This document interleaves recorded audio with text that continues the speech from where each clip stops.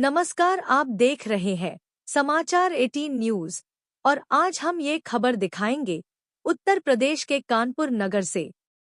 कर्मचारी विरोधी नीतियों के खिलाफ कर्मचारी महासंघ देगा ज्ञापन। केंद्र सरकार व राज्य सरकार द्वारा लगातार कर्मचारियों शोषण किया जा रहा है।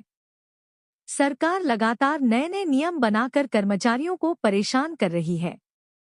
लंबे समय से कर्मचारी पुरानी पेंशन बहाली एवं अन्य मांगे कर रहे हैं, लेकिन डबल इंजन की सरकार में उनकी सुनवाई नहीं हो रही है।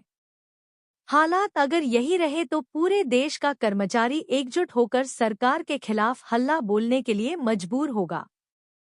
यह बात उत्तर प्रदेश राज्य कर्मचारी महासंघ के प्रांतीय अध्यक्ष कमल अग्रवाल ने पत्रकारों से वार्ता के दौरान कही। उन्होंने कहा कि आगामी 7 फरवरी 8 फरवरी को प्रधानमंत्री व मुख्यमंत्री को संबोधित ज्ञापन जिला अधिकारी के माध्यम से सौंपेंगे। अगर अति शीघ्र उनकी मांगों पर विचार नहीं किया गया तो कर्मचारी आंदोलन करने के लिए बाध्य होंगे। उन्होंने कहा कि केंद्र सरकार ने 8वें वेतन आयोग की घोषणा तो कर दी है, लेकिन वित्त मंत्री द्वारा बजट भाषण में इस बात का जिक्र तक नहीं किया गया। उन्होंने सरकार पर हमला बोलते हुए कहा कि सरकार बताएं कि 8वां वेतन आयोग कर्मचारियों को कैसे मिलेगा। कर्मचारियों को लॉलीपॉप के सिवा कुछ नहीं है। यही नहीं, आगामी 8 फरवरी को प्रदेश की राजधानी लखनऊ में भी बड़े पैमाने पर प्रदर्शन किया जाएगा, जिसमें प्रदेश के सभी जनपदों के कर्मचारी नेता आवाज बुलंद करेंगे। उन्होंने उत्तर प्रदेश सरकार को 17 सूत्रीय मांग पत्र देने का निर्णय लिया है, जिसमें पेंशनरों हेमंत विभिन्न विभागों के कर्मचारियों की समस्याएं अंकित होगी।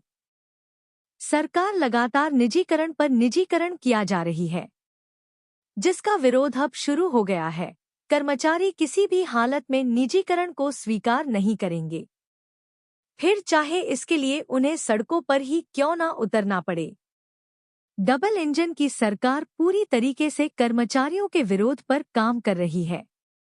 उन्होंने वित्त मंत्री पर निशाना साधते हुए कहा कि इस बार का बजट भी देश के चंद्र पूंजीपतियों को लाभ पहुंचाने की नीयत से बनाया गया है।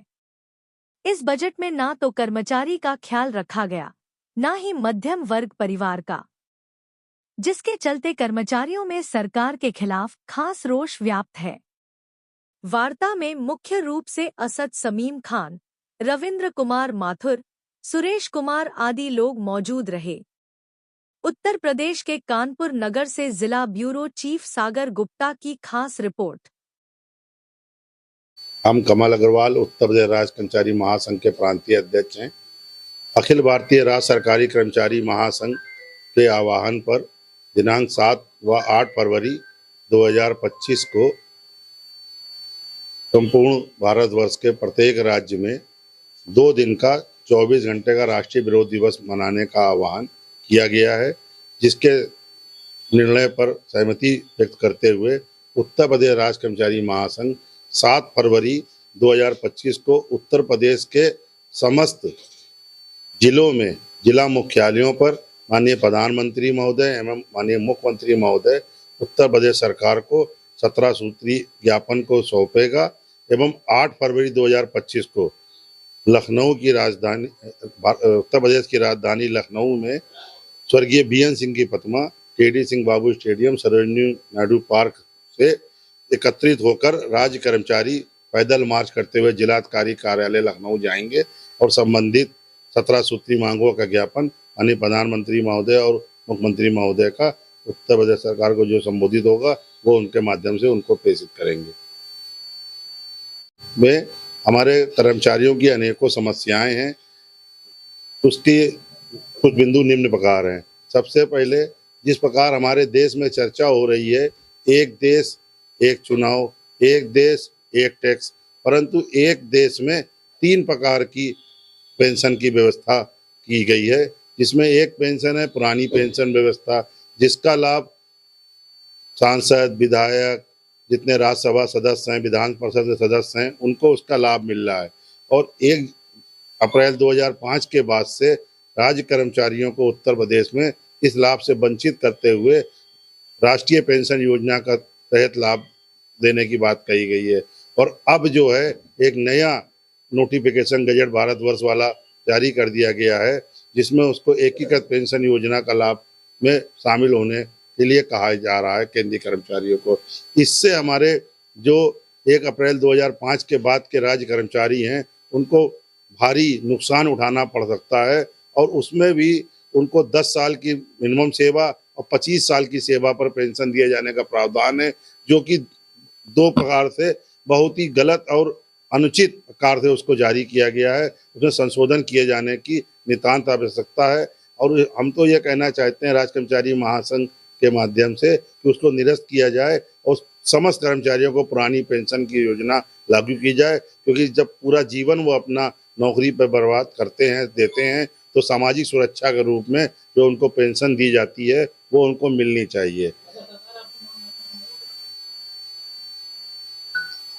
सरकार यदि हमारी मांग नहीं मान रही है तो भविष्य में जो हम लोग अपनी मीटिंग करेंगे, बैठक तय करके आगे और धरना प्रदर्शन और अपने आंदोलन को तेज करेंगे।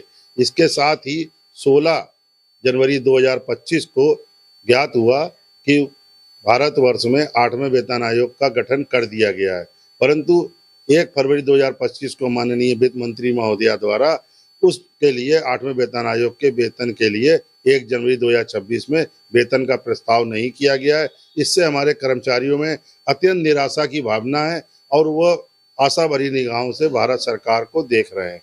इसके साथ ही जो हमारे संविदा आउटसोर्सिंग की हमारे कर्मचारी हैं, हमारे आशा बहुएं, आंगनबाड़ी, रसोइया, pump operator, computer operator, typing operator, बहुत हमारे फोटोकॉपी ऑपरेटर, पंप चालक, जलकल विभाग, जल निगम, इस तरीके से जो निगमों और अन्य संस्थानों के जो लोग हैं उनको अभी नियमित नहीं किया जा रहा है। मिनिमम 26,000 वेतन उनको लागू नहीं किया जा रहा है। इससे भी हमारे कर्मचारियों में निराशा है। उनके हमारे संविदा आउटसोर्सिंग के जो कर्मचारी हैं, जो मानदेय के कर्मचारी हैं, उनको जो है मिनिमम 26,000 रुपये वेतन, उनको जो है काम के घंटे, अवकाश की सुविधा, जॉब की गारंटी और यदि कुछ उनको हो जाता है, उनके संग कुछ दुर्घटना हो जाती है तो मुआवजे की राशि भी सरकार को तय करनी चाहिए। इन चीज़ों को, चतुश्रेणी की भर्तियां शुरू नहीं हो रही हैं, इससे भी हमारे कर्मचारियों में अत्यंत निराशा की भावना है। हमारे तृतीय श्रेणी के मिनिस्ट्रियल कर्मचारी, उनके प्रमोशन नहीं हो रहे हैं, वो लोग बहुत नाराज हैं। यही सब मांगों को लेकर हम अपना 7 तारीख को यहीं कानपुर में हम अपना ज्ञापन देंगे।